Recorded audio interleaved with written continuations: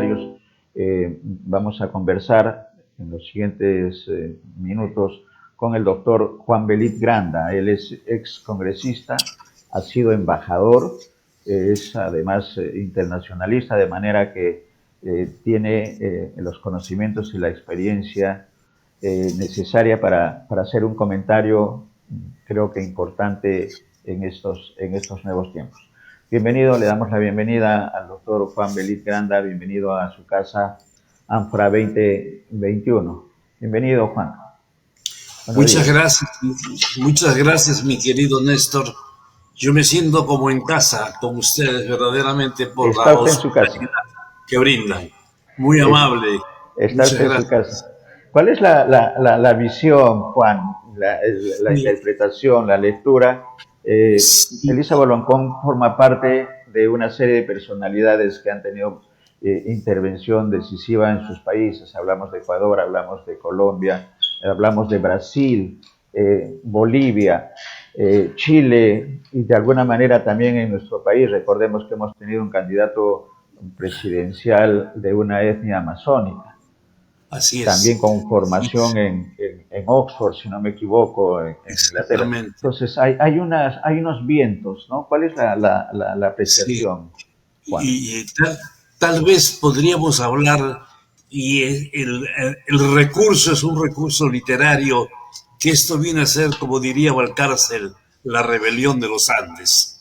Es decir, hay un sentido de la justicia poética de que casi después de 200 años de haber sido de alguna manera liberada la mayor parte de los países de América, con algunas ligeras alternativas en relación a los años en que se han liberado, estas minorías étnicas empiezan a hacer ya su aparición en el escenario político y en el escenario de las grandes decisiones. El caso de Elisa Loncón creo que es un caso especialmente paradigmático, especialmente característico, porque era una minoría mapuche que casi la configuran entre un 13%, dicen las cifras oficiales, y un 15 a 16% dicen las mismas cifras sociológicas de las universidades y de los grupos mapuches, que era una población, o que es una población que no había sido considerada, no solamente en las encuestas, en los eventos, sino en las posibilidades de votación. Y hoy día esa minoría mapuche llega a sacar a una candidata en un puesto, yo me atrevería a decir, el más importante que hay en el país y que comparte con la presidencia de la República, porque es la que va a conducir esta constituyente en los próximos años. Ello porque tiene, creo, otra lección también, mi querido Néstor, y es el hecho que el 72% de los grupos independientes sacaron la mayor parte de los candidatos a la constituyente. A diferencia de los partidos políticos, no cito la derecha chilena, que no alcanzó ni siquiera el 13%, sino que raspando pasó el 12%. Una derecha que además quería ser guardiana de la Constitución del general Augusto Pinochet Ugarte, también una figura característica de América Latina, porque él representa la barbarie del militarismo de América Latina. No solamente en el caso de Chile, sino que hubo una suerte de consenso de todos los movimientos militaristas, y ese ruido de sables se escuchó en Argentina, después en las juntas militares de Argentina, se escuchó en Chile, se escuchó en Brasil, se escuchó en Uruguay, un país que tiene una larga tradición democrática y que, como tú recordarás, en los años pasados solía decir que Uruguay era la Atenas de América. Extrañamente, Uruguay es el único país de América que llegó a recibir a los migrantes africanos cuando eran rechazados en Europa. Estamos hablando de hace 2 años. El único país que recibió migrantes africanos y migrantes de los países árabes, como era Siria y Afganistán. Este hecho le da un valor especial a Uruguay, ese país que siempre tuvo una democracia verdaderamente insigne. También fue derribada la democracia por un golpe militar que no tenía razón de ser, sino que simplemente continuaba la corriente. Hoy tenemos que decirlo, estos grupos minoritarios, como es el grupo mapuche, como es el grupo aymara, con Luis Arce Coracora, que es una figura especialmente distinguida del mundo académico boliviano. Él es el presidente de la República y a él se le debe la construcción, de la reconstrucción de la economía boliviana cuando fue ministro de Economía. Él es del partido del movimiento hacia el socialismo que dirige entonces y hasta ahora lleva las banderas del indigenismo Evo Morales. También tenemos que decir algunas cosas que son, digamos, delicadas a los grupos indigenistas. Los grupos indigenistas son los más perseguidos porque ellos también son los custodios del medio ambiente de América Latina. En el caso de Perú, hace muy poco, hace tal vez unos 10 o 12 días, un líder indigenista ha sido asesinado. Y es el 7º líder indigenista que así se ha asesinado en el Perú. Y el Perú no es uno de los países que tiene el índice más alto. El índice más alto de asesinatos lo tiene Colombia, lo tiene Brasil y lo tiene México. Desgraciadamente, en estos países, los líderes ambientalistas que habitualmente son indígenas, ni siquiera se investigan estos asesinatos. Y valga la oportunidad para citar que el día de hoy ha sido asesinado el presidente de Haití por un grupo que es un grupo que no se sabe cuál es su identificación. Un grupo que asaltó la casa presidencial que queda en Pelarán, es un barrio de Puerto Príncipe, en el sur de Puerto Príncipe. Fue asaltado por un grupo terrorista que entraron disparando, lo han asesinado al presidente Moïse y han herido a su esposa, que en estos momentos se debate entre la vida y la muerte en una clínica en Puerto Príncipe.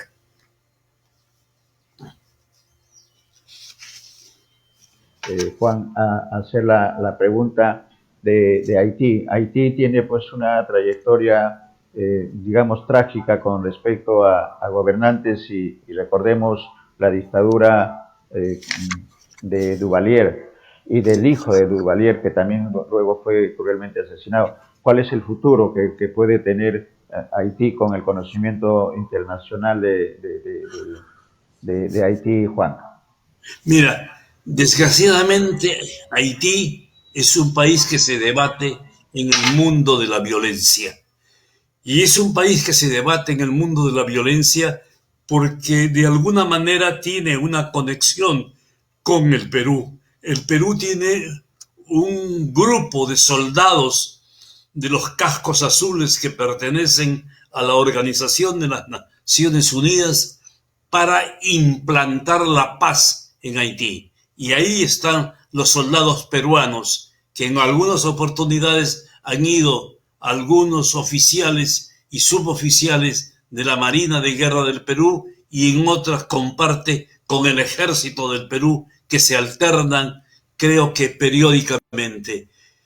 La situación de Haití es una situación, digamos, irónica. Y digo irónica porque Haití es el primer país que se liberó de América Latina, con su figura, que también es una figura a la cual uno recurre cuando habla de la libertad de América Latina, que es Toussaint Louverture, este líder negro que libera a Haití precisamente de la presencia francesa, pero extrañamente, irónicamente, luego instituye una corte que es hasta ridícula, pues con los vestimentas del boato europeo y especialmente de esa sofisticación francesa en personajes que tal vez no coincidían ni sus características étnicas ni su comportamiento con las ropas y con la corte que ellos estaban entonces exhibiendo.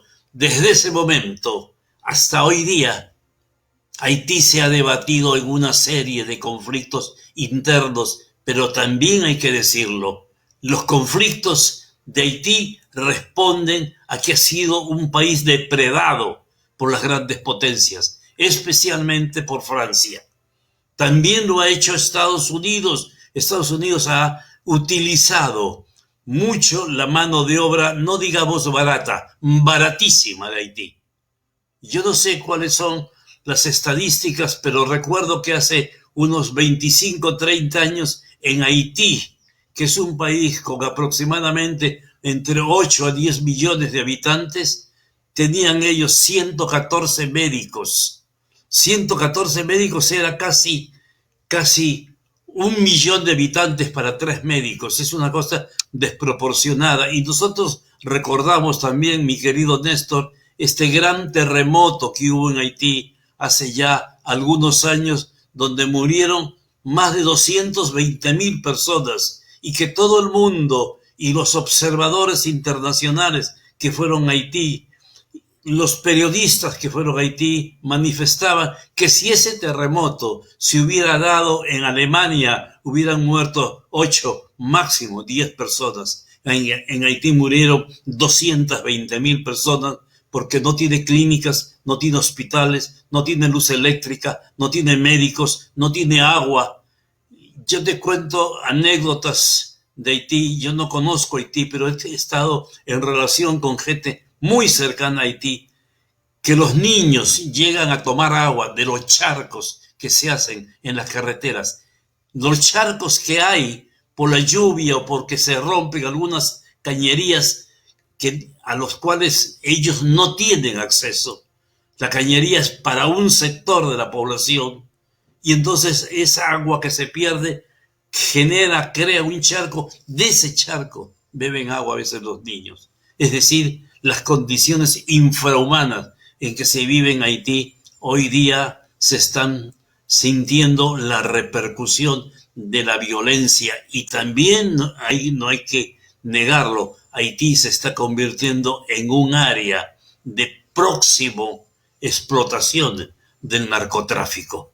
Y ello sirve porque tiene una ubicación geopolítica importante Haití. Haití comparte con República Dominicana precisamente una isla que tiene una ubicación estratégica en la zona caribeña. Desgraciadamente, como en alguna oportunidad se decía, y lo dijo Basadre, para nosotros no hemos sabido nosotros explotar nuestra ubicación geopolítica y creemos que es una maldición cuando en el fondo es una bendición que la vida nos ha dado. Correcto. Y hay un tema, Juan, de desigualdad, ¿no? Hay un tema de desigualdad en Latinoamérica que se está reflejando en estos tiempos en la que la comunicación se ha hecho mucho más directa y mucho más rápida, el conocimiento de las realidades. Colombia también es otro de los focos de tensión, que quisiera un comentario tuyo de lo que puede significar el futuro de Colombia en lo inmediato, teniendo en cuenta la situación actual, Juan. Bueno, creo que Colombia está mostrando un rostro que es el verdadero rostro de Colombia. Nosotros teníamos una imagen de Colombia de un país próspero, que sin lugar a dudas es un país próspero, pero igual como Chile, que para nosotros también fue un referente y un espejo en el cual nos mirábamos habitualmente, no era en la realidad así, la realidad diaria, común y cotidiana, verdaderamente lo que reflejaba Chile. Chile ha tenido una asimetría, igual que Colombia, en sus repartos de mecanismos de producción. Efectivamente, hay una oligarquía y hay un grupo de élite empresarial que está ganando muchísimo dinero, lo mismo que en Chile. Pero cuando antes se hablaba del chorreo, ese chorreo no le llega a digamos, a los grupos inferiores en su estratificación socioeconómica, y esos son los grupos que han salido hoy día a reclamar una mayor justicia social. Lo mismo que pasó en Chile. En Chile ha pasado un caso que yo creo que lo hemos comentado en tu canal, que cuando el señor Piñera, el presidente de Chile, le solicitó a su servicio de inteligencia, que estaba integrado por los militares, que hiciera una evaluación del movimiento en el cual Chile llegó a movilizarse más de 1 millón de personas y a reunirse en una plaza en el corazón de Santiago, lo que informó el servicio de inteligencia militar chileno es que era producto del Foro de Sao Paulo y que había 200 nicaragüenses, 300 venezolanos y 300 cubanos.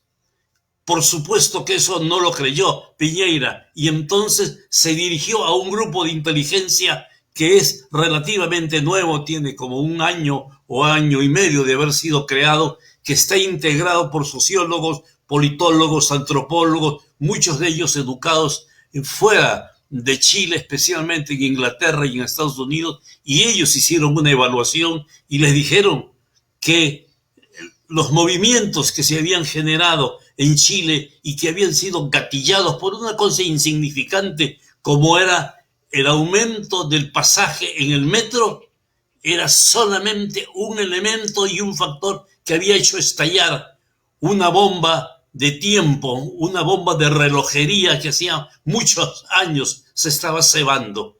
Y eso se debía a la educación cara que se está dando en Chile y de mala calidad, a las condiciones en las cuales están viviendo los chilenos, y que el Foro de Sao Paulo, que por supuesto es el recurso fácil cuando uno quiere desentenderse de un problema, dice eso es el Foro de Sao Paulo, y por lo tanto no mira lo que está sucediendo adentro, no tiene ninguna responsabilidad. Ya quisiera el Foro de Sao Paulo hacer un movimiento con 1 millón de personas en la calle. Ya quisiera el Foro de Sao Paulo movilizar la cantidad de gente que se ha movilizado en Colombia.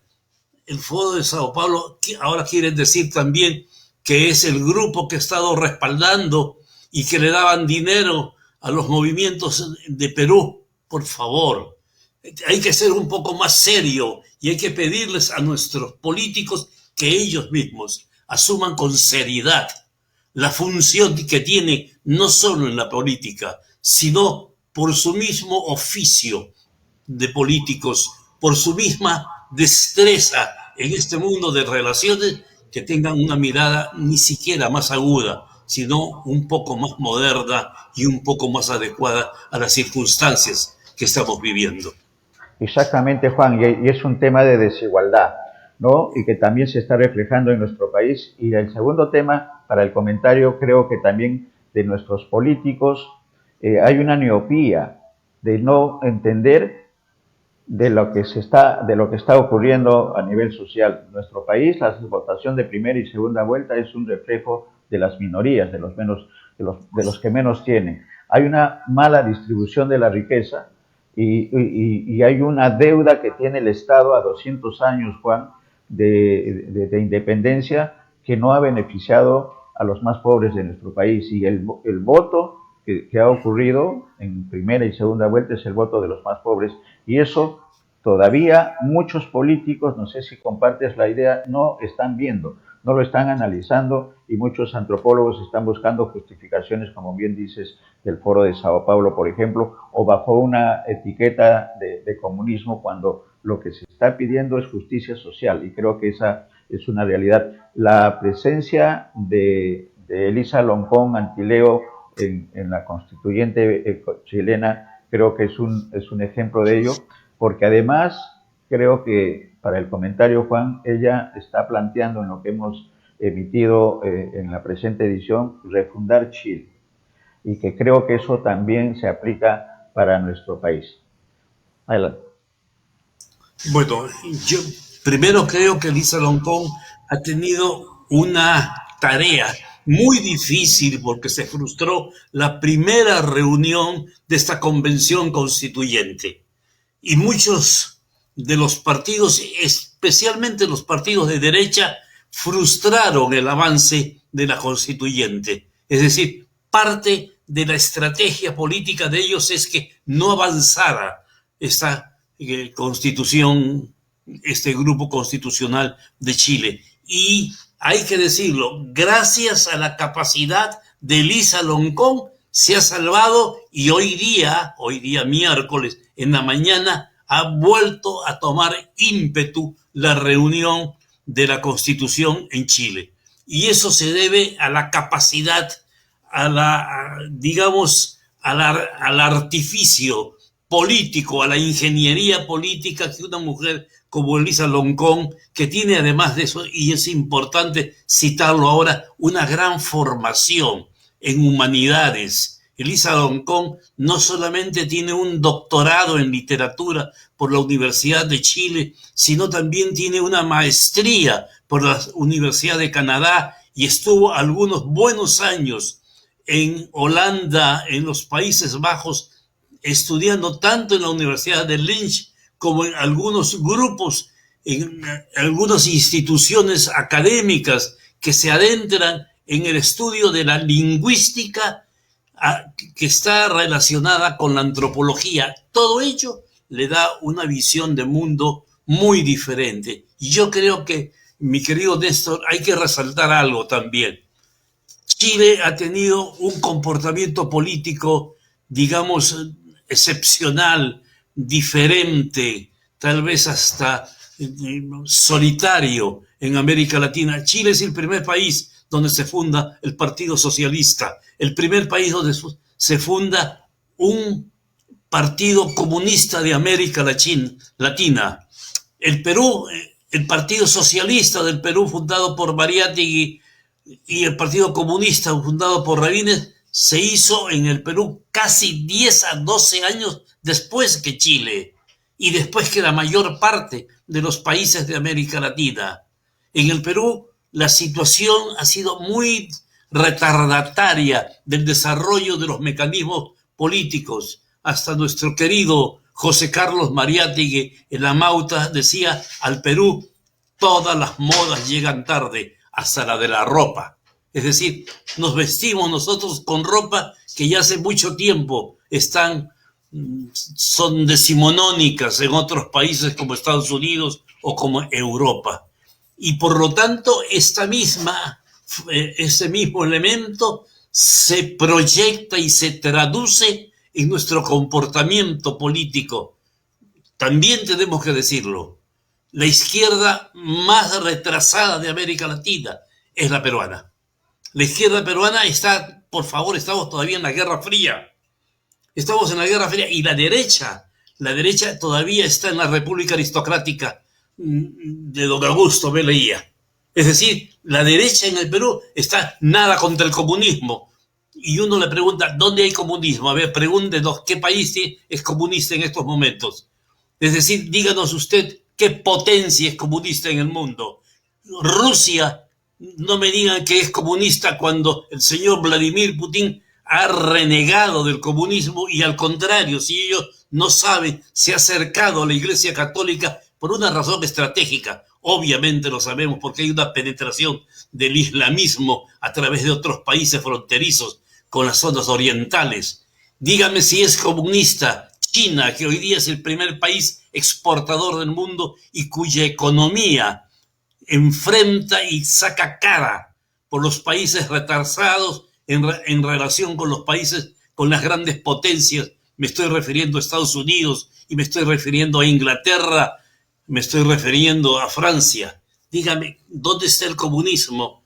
Cuando hablan del comunismo te hablan de Venezuela. Venezuela no está así por el comunismo, está así porque hay un incompetente que es un dictador, que es un hombre que debería estar, pues, no sé, en una clínica psiquiátrica, que no entiende ni la I por larga, ni la O por redonda, como diría Ricardo Palma. Pero como nunca dicen que el gran avance que se dio en la economía de Bolivia se debió al gobierno de Evo Morales. Nadie dice que el gran avance que se ha dado en los últimos 4 años en Uruguay se debe a Mujica. Nadie dice que la economía brasilera estalló precisamente por Lula. Nadie lo dice eso. Todo el mundo dice Venezuela, Venezuela.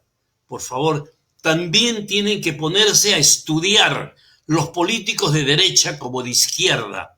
Pongámonos más en el contexto internacional y pongámonos más en el tiempo que estamos viviendo. Para el próximo, la próxima conversación contigo, como siempre, agradecidos en nombre de nuestros televidentes por tus comentarios. Creo que queda la necesidad de cambios, ¿no? De cambios urgentes, tanto de la izquierda como de la derecha peruana, con el diagnóstico tuyo que coincido totalmente, y que en el inicio de los nuevos 100 años de nuestro país creo que se impone por los peruanos que todavía no gozan del beneficio del Estado en su plenitud. Esto es lo que significa servicios y oportunidades. Hay un tema de dignidad también que lo tenemos que tocar en la siguiente oportunidad que tengamos de conversar, Juan. Va a depender nada más que de tus tiempos y estamos en coordinación. Muchas gracias, Juan. Muchas Si hubiera gracias. algún comentario Muchas adicional, gracias. quizás sobre el momento electoral que todavía está en crispación en nuestro país. Yo creo que ya es hora, ya es instante de que se pronuncie el Jurado Nacional de Elecciones y ya habría que decirlo directamente y es hora que se proclame a Pedro Castillo, presidente de la República. Esto, como habíamos dicho, y disculpa que te robe unos instantes, Adelante. Mi querido Néstor, adelante. Creo que esto es algo de la justicia poética. Después de 200 años, por primera vez, y lo voy a decir con unas palabras que cuando la he dicho con algunos amigos me dicen que la palabra es muy dura. El más menesteroso, el más pobre, el más desolado de los candidatos derrotó a la candidata que nunca había estado más fortalecida. Todos estaban a su disposición, tenía todos los medios, absolutamente todos los medios de comunicación, la televisión, la radio, los periódicos, etcétera, etcétera. Tenía una red de desinformantes oficiales, tenía todo el dinero, podían viajar a donde quisiera.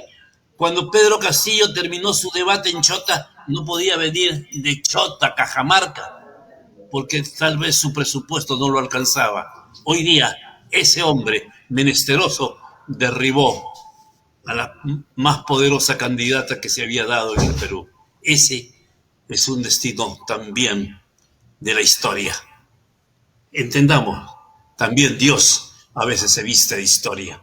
Muchas gracias, mi querido y Dios es peruano, además, ¿no? El dicho popular que Dios es peruano.